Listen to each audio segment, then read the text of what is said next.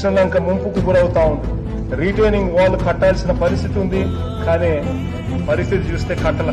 నాకంతా నాకే బాధ అనిపించింది. ముంపుకు గురవుతా ఉన్నాయి. 5 ఏళ్ళు చంద్రబాబు నాయుడు గారు ముఖ్యమంత్రిగా ఉన్నారు, కనిపించలేదు. రీటైనింగ్ వాల్ కట్టాలని, కృష్ణలంక ప్రాంతాన్ని కాపాడాలని చెప్పి ఈరోజు కట్టలేదు. నాకంతా నాకే అనిపించి ఎస్టిమేట్లు తయారు చేయించి వెంటనే రీటైనింగ్ వాల్ ఫండ్స్ శాంక్షన్ మనం చేసాం. చూసారా రిటైనింగ్ వాల్?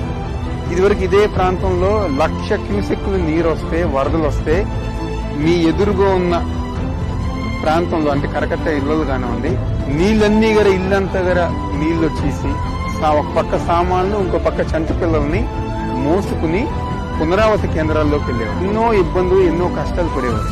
కానీ ఈ రోజు 10 లక్షల క్యూసెక్లు నీరు వచ్చినా ప్రశాంతంగా గుండె మీద చెయ్యేసుకుని నిద్రపోయే విధంగా చేసింది జగన్మోహన్ రెడ్డి గారి ప్రభుత్వం, వైఎస్ జగన్మోహన్ రెడ్డి గారు.